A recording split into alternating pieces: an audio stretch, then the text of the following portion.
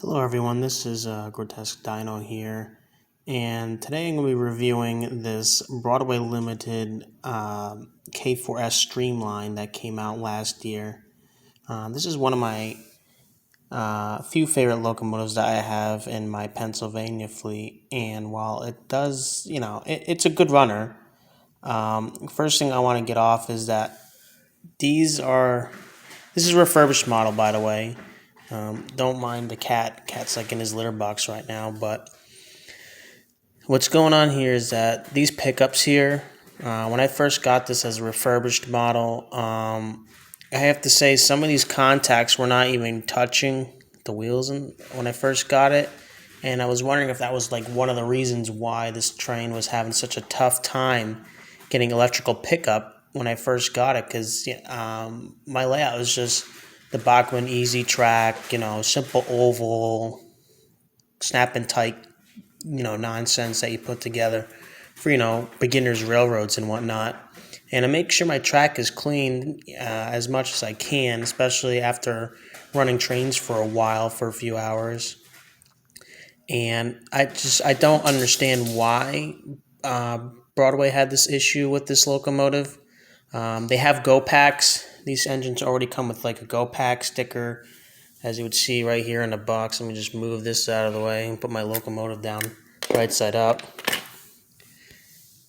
It comes a 6 Go Pack, although my criticism for the Go Pack is for $30, I think that's a bit too much for a capacitor. Yes, it is specifically for the Paragon, 3 engines, and for Broadway limited engines that have Paragon 3 in general, but I just have to say I think $30 is a bit, well, I wouldn't say a bit too steep. I would say intermediate in being too steep. It's too much money for for one of those capacitors, in my opinion.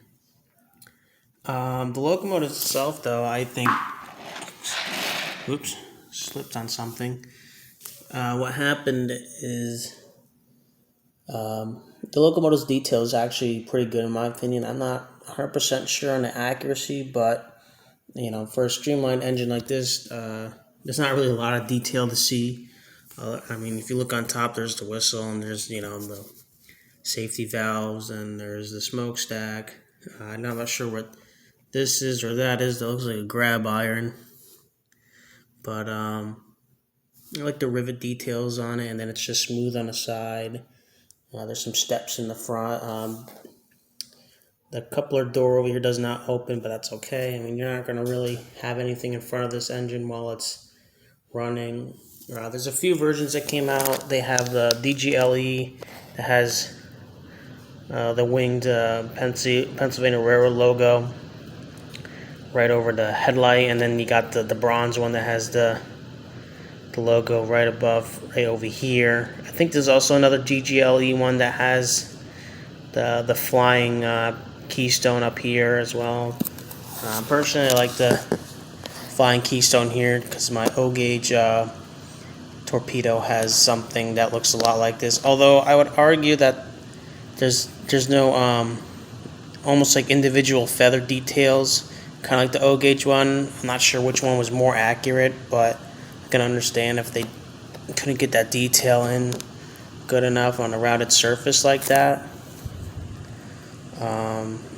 But I still like it. I like the winged look to it. Headlight looks good. I like the small detail where it looks like you can open it up and maintain the bulb in there. The drivers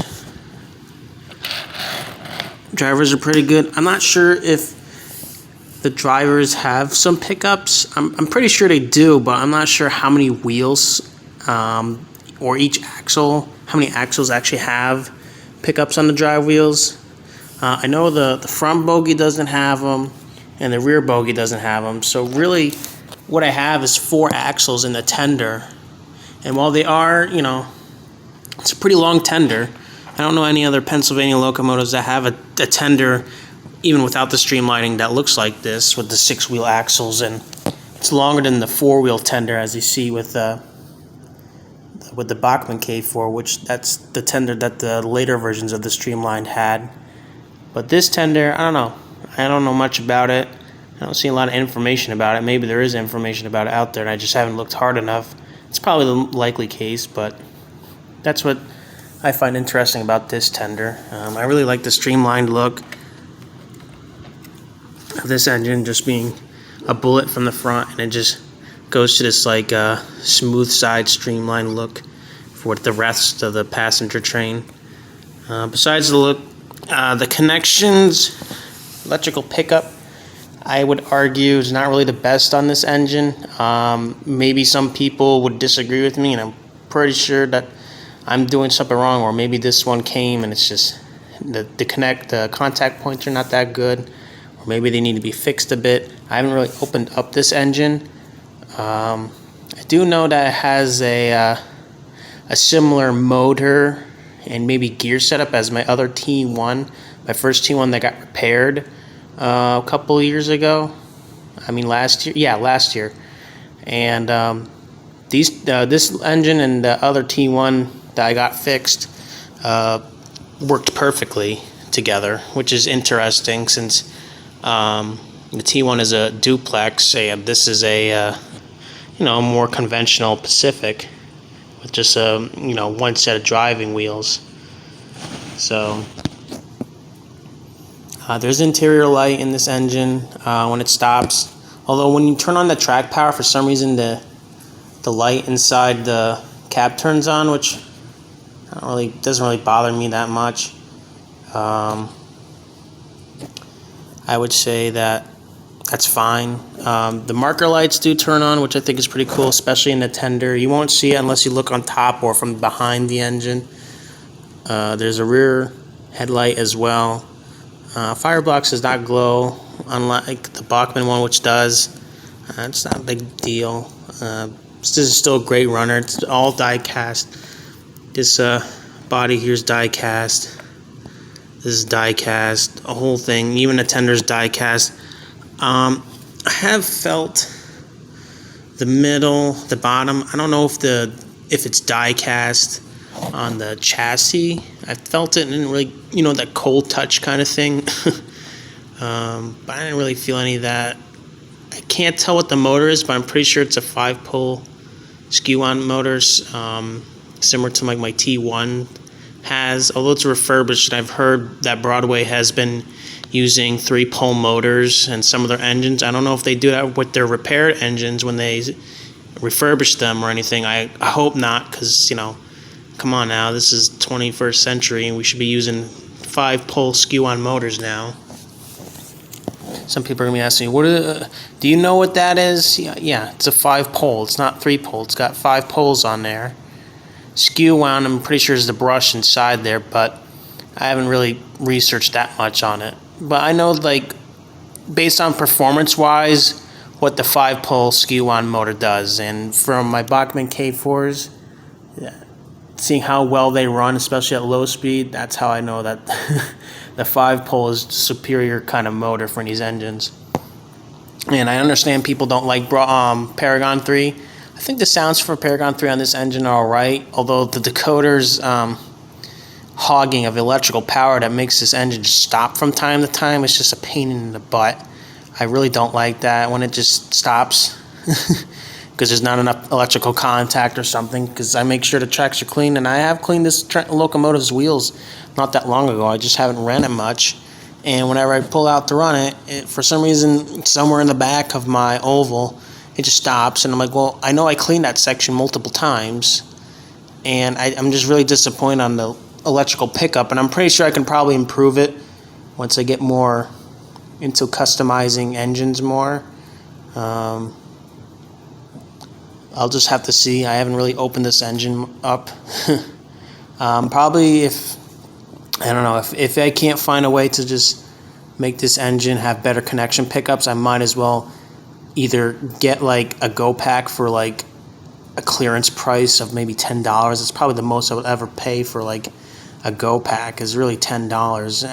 I would lean a bit to $15 just to, because I understand companies need some money and they need to make some profit and whatnot, I guess, but that would be it. Anything beyond $15 for a capacitor pack is just too much. I think $10 is really the ideal, and 15 is more realistic. But ideally, I would like to just get one for $10 and open up the tender and just slap that in, and hopefully it just runs a lot better. If not, I'd hate to spend $100 for Paragon 4 upgrade, which I probably will not do. I'm just really hoping Paragon 4 is better once I get my Dry-Fits Hudson, when that finally arrives. I heard they're on a boat somewhere, but I was talking with one of my presidents, well, not presidents, but one of my club president at my train club, and he said that the boats are probably here at the port. There's just nobody unloading them or something like that, which I think is rather silly. It's like, oh, so they have been on a boat and they're ready, but there's just nobody's unloading them or something. I don't know. I don't know anything about that. But anyways, this engine, I really like it.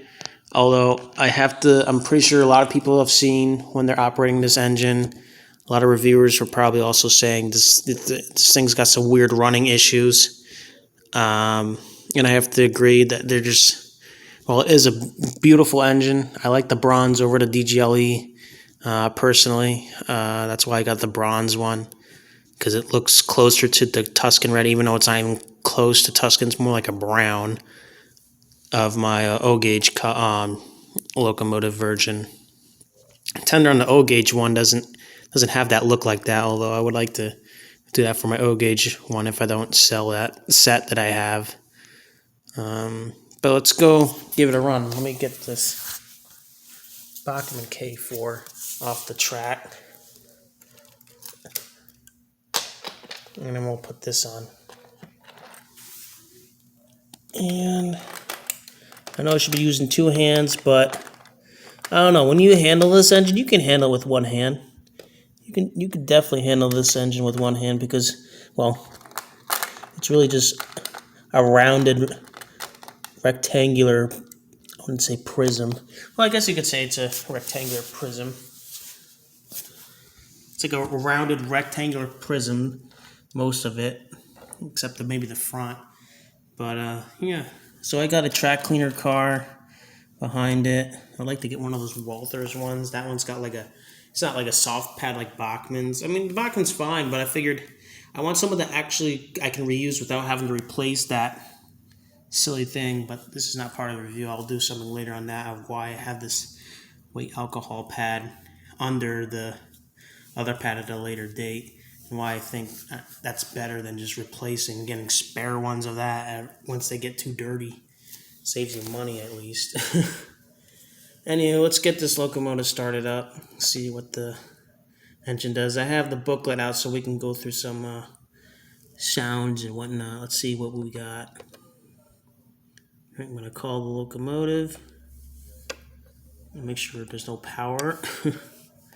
Turn the track down. How much work have you got to do? Have you got an EOT on your train? We're all fixed up. You're ready to go. I'm going to pull her back a bit. Now this engine does have traction tires. I don't know why she's not moving now. I'm just double checking to make sure all the wheels are on. The front bogie can be a bit tricky sometimes to get on, but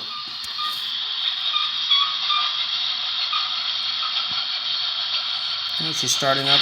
I default have like the crew chatter because I like the crew chatter.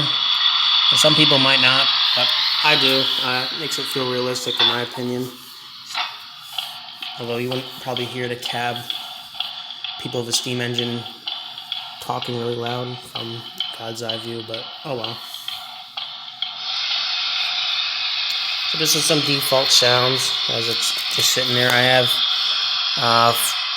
have functions 3, 4 on, and 7 on because I don't want the smoke on. Like a lot of people, it's like, yeah, the smoke's great, but it's just like really a gimmick. Well, you know, when you look at the Lionel engines, oh my gosh. They are gimmicks, but they are pretty cool to make them look realistic, although with HO it seems to be an issue when it comes to like melting stuff.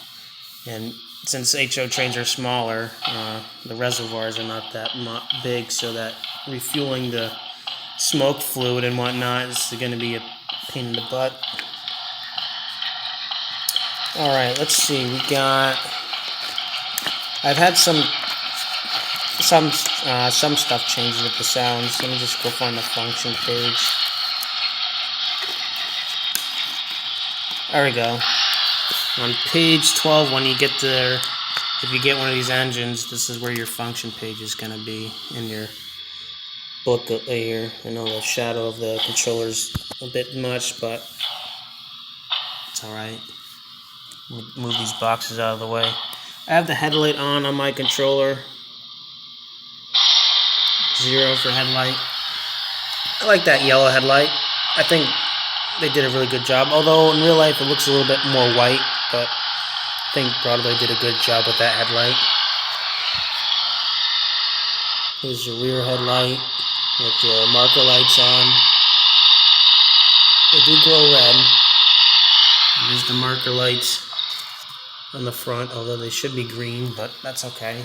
Can't really change colors in HO, I guess, unless you get something like really special. So let's do F1.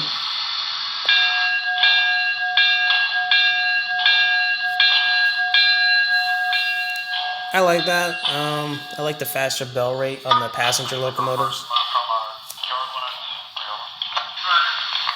And then the whistle is F2.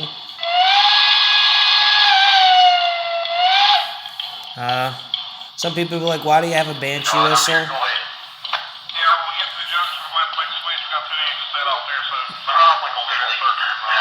Sorry about that. I'm just see if we can get them to stop talking. Yeah, I chose the banshee whistle because if you go to function 22, I'll put it back to... Oops. That's okay.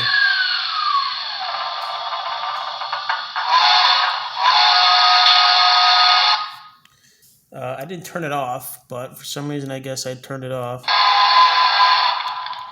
But yeah, this whistle, I don't know, that doesn't sound like Pennsylvania pre-chime in my opinion. Some people probably disagree. I don't know, when I hear that whistle, it does not sound like similar to the Bachman one.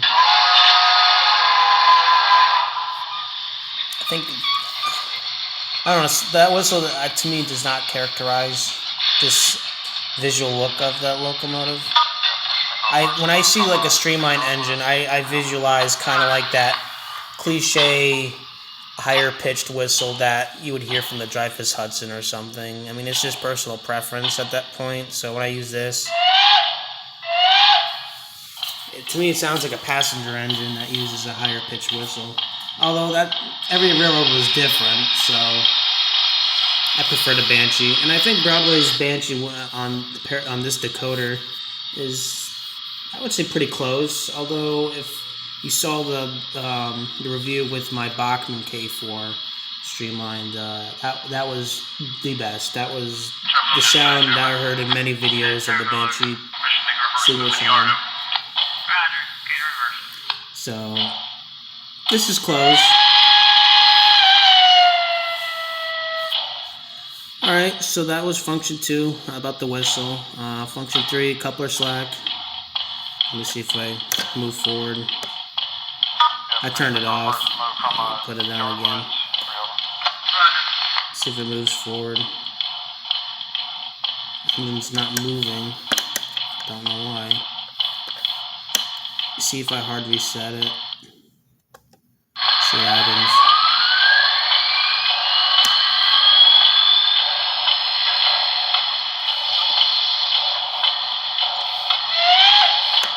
Don't know why it's not moving.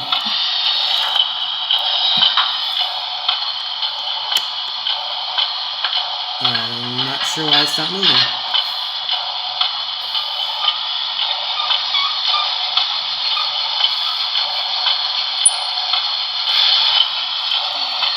Nope.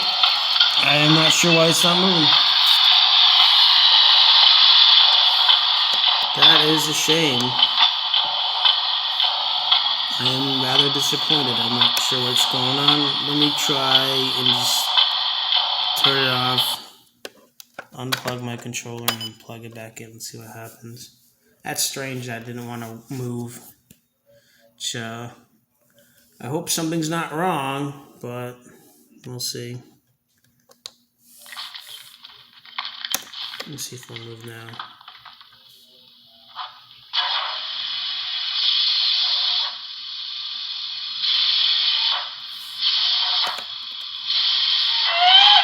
Sounds are working fine.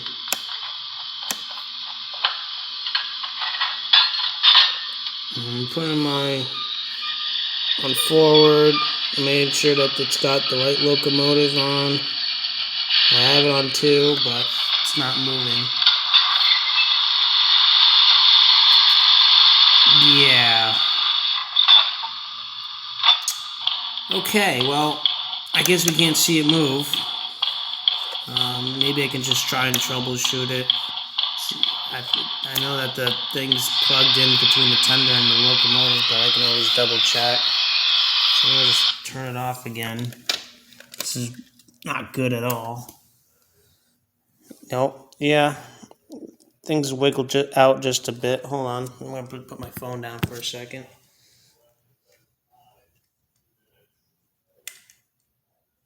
Oops, I uncoupled it from the tender, but that's okay. I'm going to make sure everything's plugged in.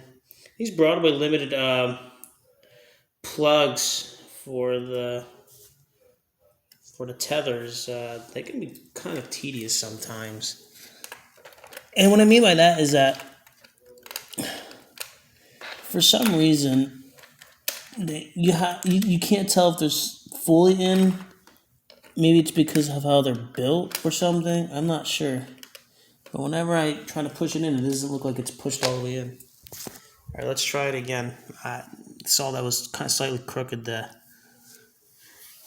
tether. All right, let's see if it'll move now.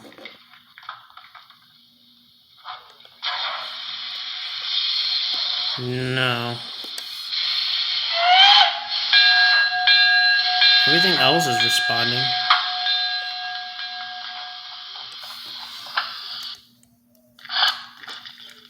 Okay. This is strange. I know. The coder is acting weird.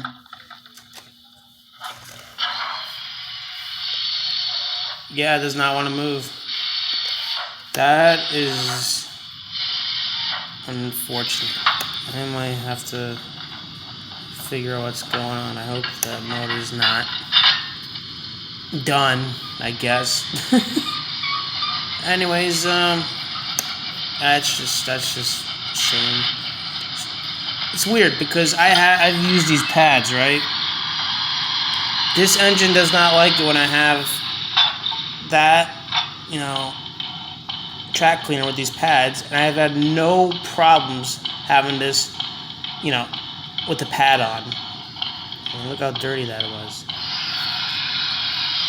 But for some reason, this engine was shorting out, and maybe, who knows, maybe it fried or something, but with the other engines, it never shorted out when it was pulling that with, the alcohol pad or anything like that, which I have to say is, that's just ridiculous. But maybe that's probably why this doesn't work. It didn't like that, and then the decoder's like, screw it, you're not using the motor anymore. So, it makes sound, it just doesn't run, which is pretty sucky. I really hope Paragon 4 is not crap. That's just a shame, because I use my other Broadway limited engines, and I've done the pad method, and I have no issues, and they're Paragon 3 as well. So, it's like that GG1, for example, but then it just makes no sense. I have a pad under there, but whenever it pulls it, it's like, oh, I'm shorting. So, I like this engine, I'll be honest, but I don't know what they did when they made this, or when they, I guess, refurbished it, if we were going to get more technical. So, yeah, great looking engine. It runs nice when it's not poo-pooing out and whatnot, but it's a real shame. I don't know why it's not moving. I don't know if there's like a function where I made it stop permanently or something.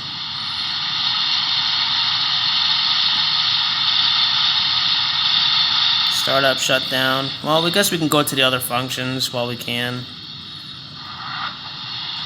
Got blowdown. Increase chuff intensity with F5, F6. When stop to water fill. So it does pretty much like the other Bachmann K4 with the Tsunami one. It's pretty cool. F7 does the smoke. Nothing, but that's okay. 8 is mute. 9 is a startup shutdown. We'll do that last. 10 is coal shovel. Auger.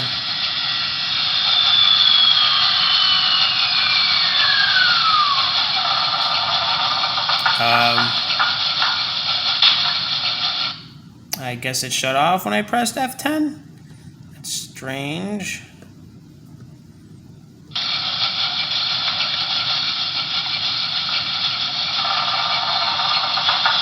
F12 is the brake set. I'm gonna brake release. 11's water injectors.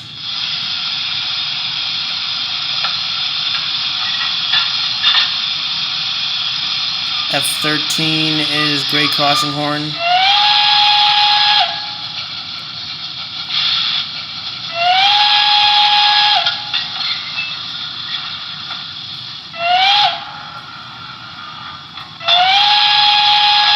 It's gonna be like a very long distance away before it hits the crossing. I don't know, I feel like the grade crossing could have been better.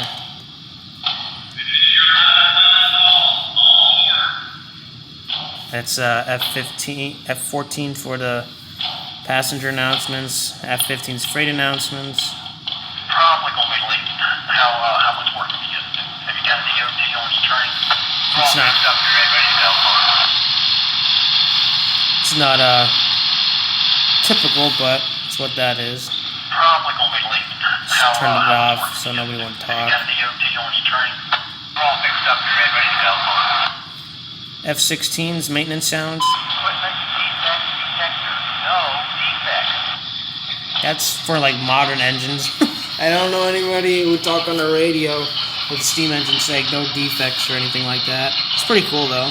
Places switching hands, throwing back and forth a couple times, sliding main to main. Let me see if I can get you a signal. Careful. Now, I know there's a southern guy talking on the phone, or the radio really, and I don't know, it doesn't make sense. This is Pennsylvania, guys. I guess a lot of the Paragon 3 stuff, the sounds are default. I don't know if you can customize your sounds, but these sounds are, well, I don't think so at all. They seem pretty default across the board with all their engines. I mean, I know why Steam Engine has some modern stuff going on in it, just I'd argue is not really good. Let's see, F17 radio sounds. Okay. It's interesting. Let's see, F18 city-related radio chatter. Radios are too modern.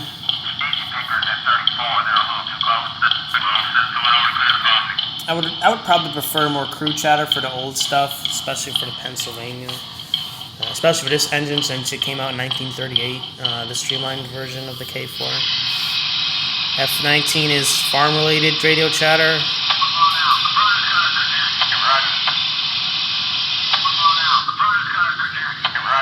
I think he's talking about produce or something. I don't know.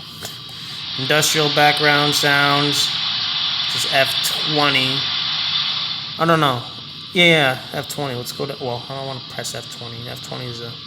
I probably shut off my engine again. It's industrial sounds. Pretty sure if you watch the video with some of the other engines that somebody did reviews on Broadway limited engines, you'll see that the industrial sounds are some like You hear some, what is it, some jacks or something making sounds and whatnot. Sounds like a construction site. Got the lumber one. I don't know why there would be lumber sounds. There's a chainsaw. Track sounds. Probably if I have my locomotive moves, we'll make some track sounds with the passenger cars. Auxiliary light control. That's probably, what is that do? Oh yeah, that turns on and off the. Okay, that's pretty cool. Let's see if we'll move. Nope. Okay, well, I guess there's something really wrong with the motor.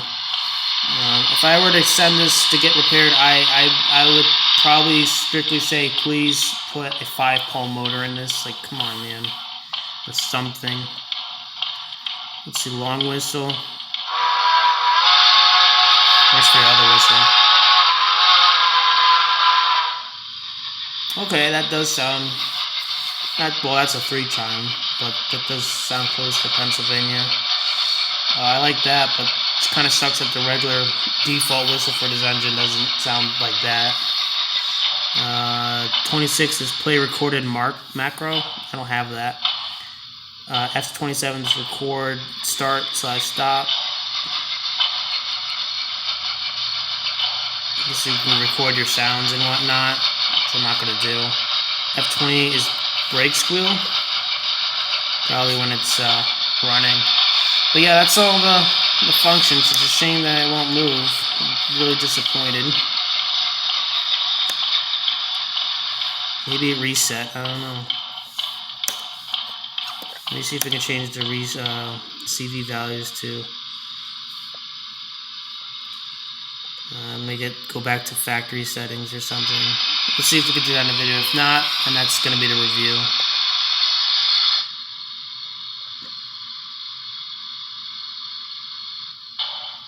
I'll have to put on a program check. Well, maybe at a later date, I'll do some programming and maybe see if we can get it running again. But if you want to see somebody do like a running session with this engine, definitely look it up. And there's some videos that I've made where the train's running around with this K4. Well, this is review. Until next time on the next review series, this is Grotesque Dino signing out for next run.